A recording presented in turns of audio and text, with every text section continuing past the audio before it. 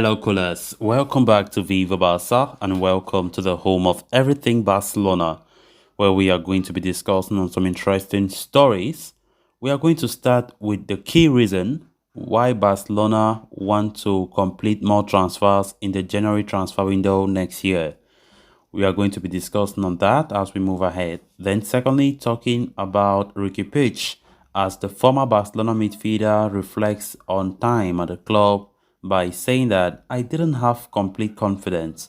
We are going to be discussing on that interview from Riqui Puig as we progress. So, guys, before we get right into the story in full, please do ensure to subscribe to the channel if you haven't. If you're just coming across the channel for the very first time, you are highly welcome. Consider liking the video and please watch it right up to the very end.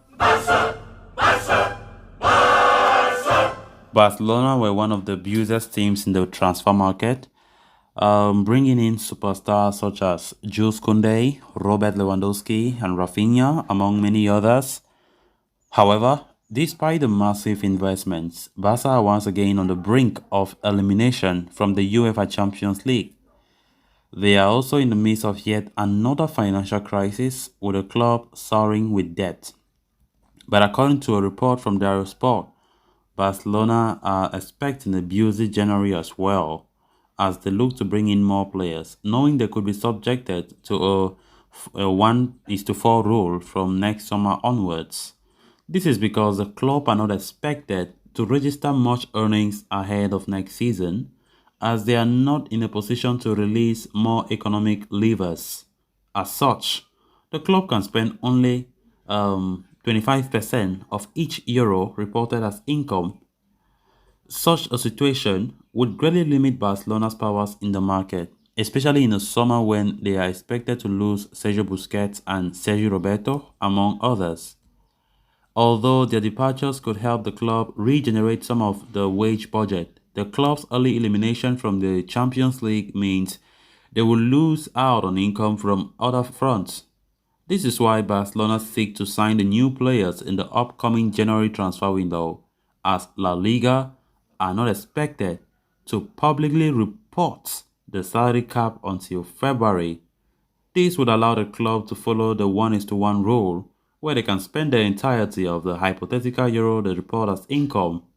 This will provide greater economic firepower for Barcelona in the January transfer window, thus helping them pursue the top targets in the market.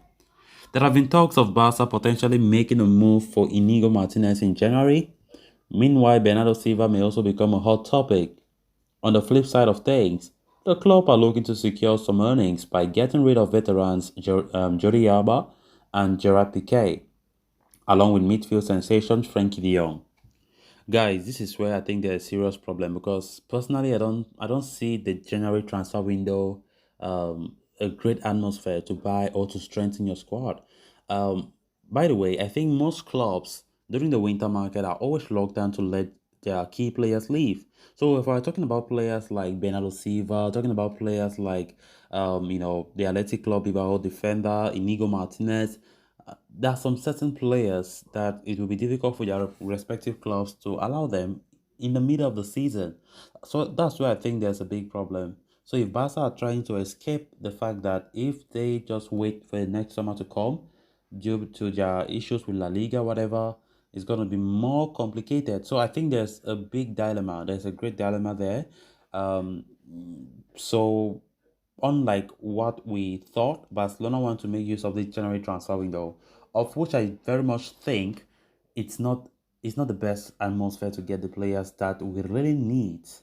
So I don't know what Barca will do right now because, honestly speaking, if we count the injuries that we have now, for example, if those players come back, I think the team is still good because prior to the first international break, we were doing so well. We were doing well. The team was stable. We were beating teams convincingly. I think everything was stable just after the international break when we started seeing our form drop because of some key players getting injured.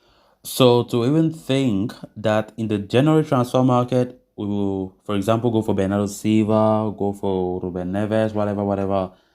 I don't see that as something that will come to fruition. I don't see those clubs saying that okay, because Barca have issues that maybe they'll find it difficult to spend. their money in the summer. Okay, let's say our key players to them. I don't think it works that way. I don't see it working that way, by the way. So I think it's going to be somehow risky because if Barca want to bring in those new players, definitely there must be sales. There must be sales. Normally, we have one of the highest salary cap, something that President Joan Laporta is trying so hard to bring down as best as possible as he can, which is never easy. Frankie de Jong's future is still up in the air. It seems as though when the transfer window got finished last time out, it seems as though Frankie de Jong will stay for a long time. But Barcelona still have big plans. They are trying a way to ensure that Frankie de Jong departs.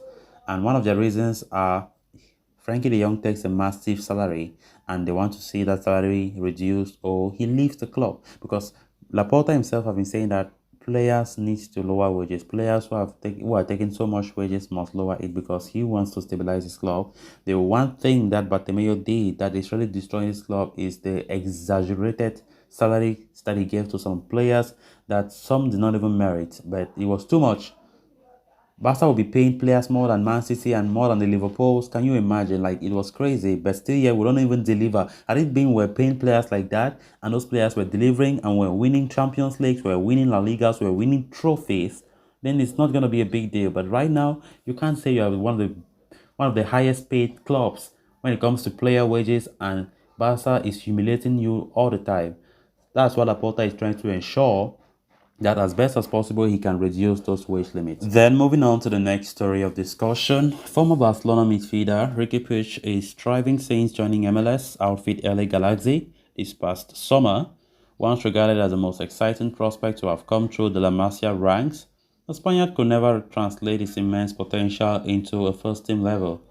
The 23-year-old never really got an extended run in the side under different managers, but when he did get a chance, the midfielder did not always make the most of it.